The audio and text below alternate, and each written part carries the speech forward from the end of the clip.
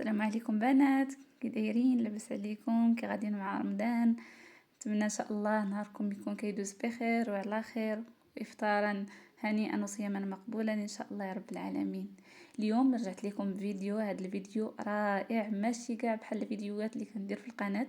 هاد الطريقه بديت انني نسجل كونسيبت جديد في القناه.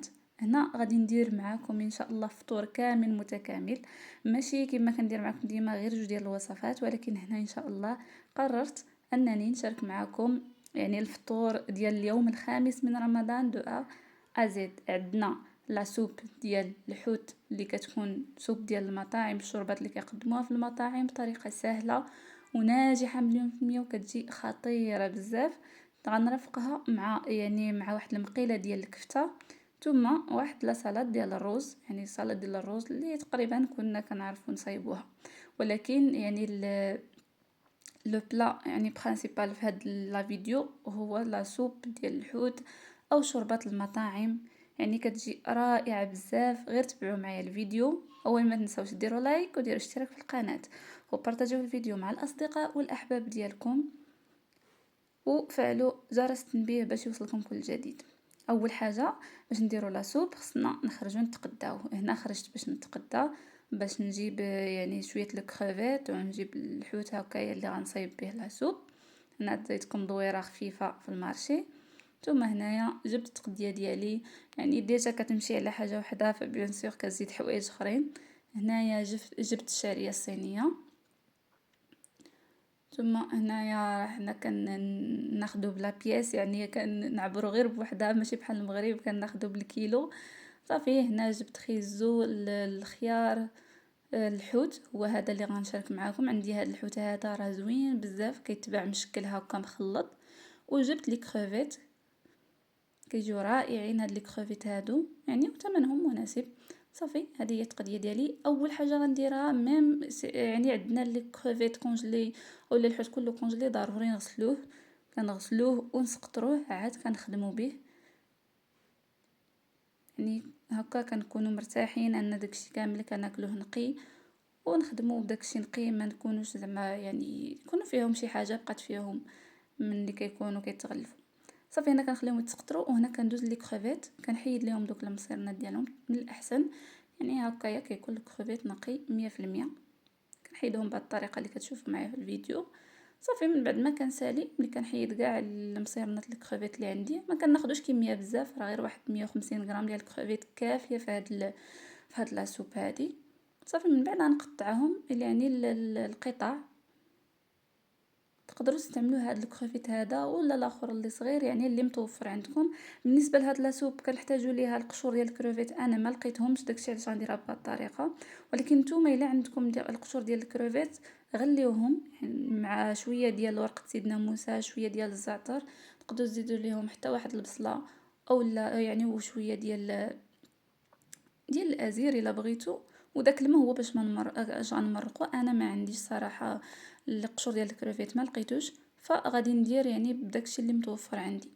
صافي هنا من بعد ما كملت الكروفيت ديالي غادي ندوز باش نوجد لاصوب. اول حاجه كناخذ واحد المعلقه كبيره ديال الزبده كندوبوها وكنخلطوها مع زيت الزيتون، ثم كنضيف عليها عفوا لي كروفيت ديالي.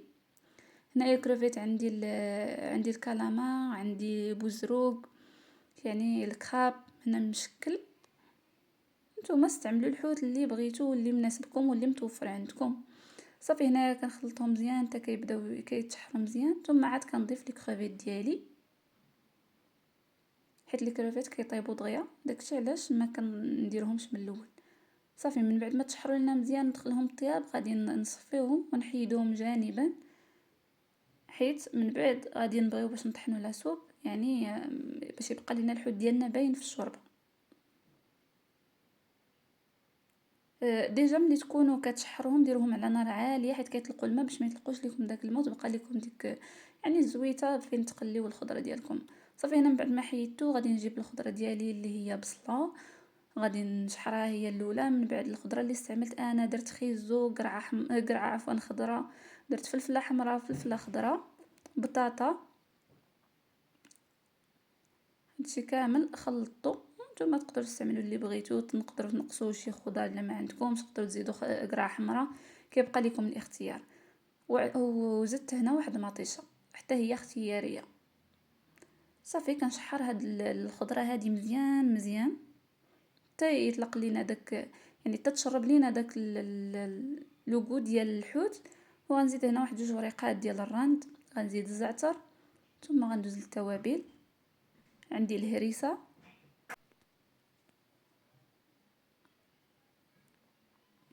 هنا غنضيف الثومه بودغ.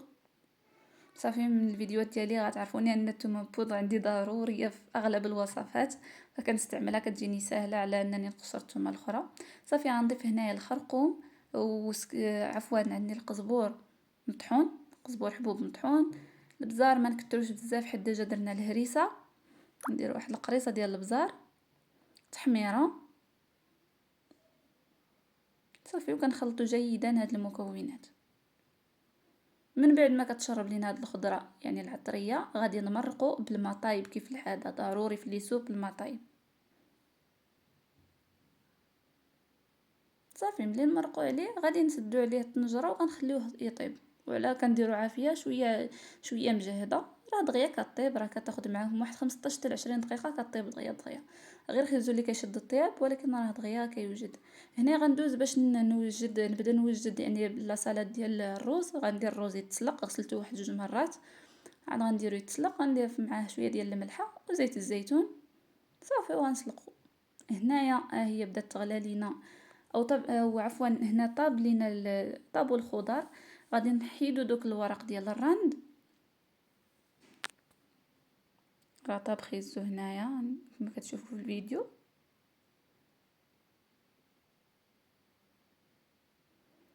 صافي غادي نزيد واحد شويه ديال الحوت اللي كنت درت في الاول، حيت هنايا انا قلت لكم ما عنديش سميتو ديال الكروفيت، فغنضيف واحد شويه ديال داك الحوت غير باش يعطي داك المذاق شويه باين ديال فسميتو في لاسوب. الا نتوما مرقتو بالمرق ديال قشور الكروفيت ما تحتاجوش ديروا هاد الخطوه هذه. صافي كنطحنوا جيدا هاد المكونات، ثم غادي نضيف الحوت ديالي، وغادي نضيف هنا الشعريه الصينيه اللي ديجا طبعا يعني راني قدتها في المطايب واحد 3 دقائق. غنخلطهم جيدا. وفي اخر مرحله كنضيف الربيع. الا عندكم غير القزبر بوحدو ديروه، راه كيجي زوين القزبر بزاف، هو اللي كيجي في هذا الليسوب. ما عندكمش ديروا قزبر ومعدنوس مخلط ماشي مشكل، انا عندي مخلطين. وغنضيف واحد شويه ديال صوص الصوجا. صافي هي لاصوب ديالي راه اصلا كتشهي من المنظر ديالها، كتجي خطيره، غير جربوها. صافي هنا غادي ندوز باش نوجد معكم النقيله ديال الكفته. نقيله ساهله ماهله دغيا كتوجد. هنايا كناخذ كميه من زيت الزيتون، وهنا غندير معكم هاد الطريقه اللي كتجي رائعه، يعني كتجي ساهله. هنا غنجيب مطيشه بقشورها غنقطعها النص مغسوله طبعا. وهنايا يعني هاد شويه ديال المطيشه اللي كتشوفوا كنت حيدتها المطيشه اللي استعملتها في الصلاه ديال الروز، وطبعا باش ما تضيعش غنديرها مع الكفته. صافي غادي نغطي عليهم وغادي نجهد عليهم العافيه، غنخليهم حتى صافي يبداو يحيد داك القشور ديالهم، يعني داك القشور ديال المطيشه كيحيد راسو. هنا بالنسبه للكفته زدت باش نعطرها، درت الملحه، درت الثومه بودغ، قزبور يعني مطحون حبوب، عندي الخرقوم، سكينجبير، التحميره، يعني التوابل العاديه. نتوما تقدروا ديروا اي توابل بغيتو.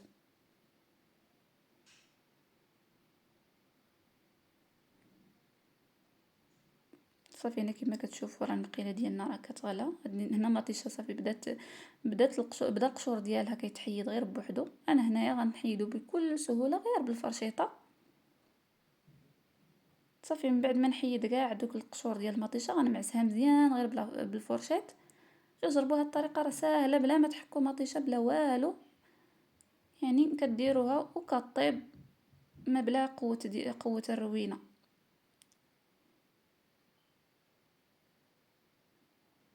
صافي يعني حيدتها كلها، دابا غنمعسها مزيان غير بلا فرشيط حيت طابت مطيشه صافي ولات هاريه. صافي من بعد ما معستها غنزيد عليهم يعني مطيشه صوص طوماط، كنشريها واجده. الا بغيتو تقدروا ديروا يعني الكفته ديالكم غير في ديك مطيشه، الا ما عندكمش هاد لاصوص غير هي هذه كتزيدها صراحه واحد اللذه زوينه. هنا غادي نملح، غندير الثومه بودغ،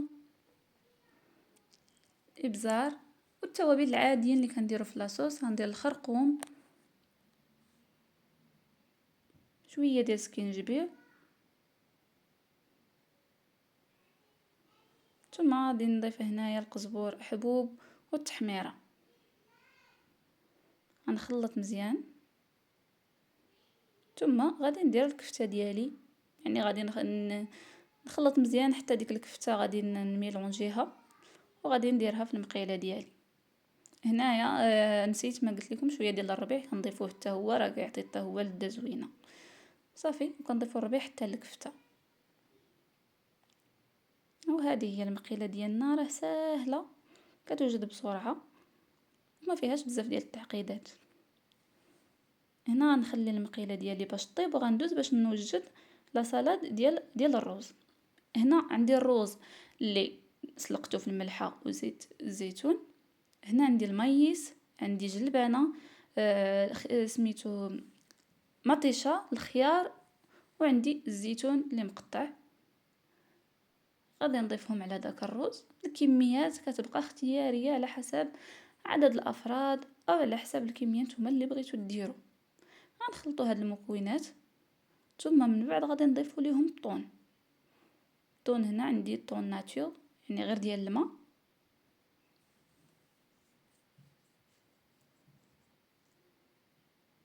صافي غادي نضيف الطون هنايا. انا درت غير علبه وحده، نتوما تقدروا ديروا جوج على حساب اللي كيعجبكم، وإلا ما كيعجبكمش الطون تقدروا تستغناو عليه. صافي هنايا بالنسبه يعني لاصوص غادي ندير واحد دانون مسوس ياغورت ناتور. غندير عصيره ديال الحامض، عندي المايونيز نديرها حتى هي. تقدروا ديروا غير المايونيز ولا غير دانون مسوس، الا خلطوهم كيجي له غو زوين. ثم غادي نضيف شويه ديال زيت الزيتون، مليحه، شويه ديال الثومه بودغ وشويه ديال الابزار. صافي ونخلطوا المكونات ديالنا جيدا حتى يعني يتجانس لينا الخليط. بالنسبه للاصوص تقدروا تخلطوها بوحدها ابا ومن بعد تزيدوها على يعني على السلطه ديالكم. انا صراحه خلطت كل شيء في لوبول. وصافي هذا هو فطورنا ديال اليوم الخامس من رمضان. ان شاء الله صياما مقبولا وافطارا هنيئا. ما تنسونيش من لي لايك ديالكم، شجعوني في التعاليق وقولوا لي كيفاش جاتكم لا كاليتي ديال الفيديو ديال هذا النهار. واذا عجبكم هذه الطريقه ديال التصوير نبقى ان شاء الله يعني نشاركها معكم. صافي هنايا ما بقى ليا الا نقول لكم بصحه فطوركم، دمتم في رعايه الله. شكرا لكم على حسن المتابعه والى الفيديو المقبل ان شاء الله.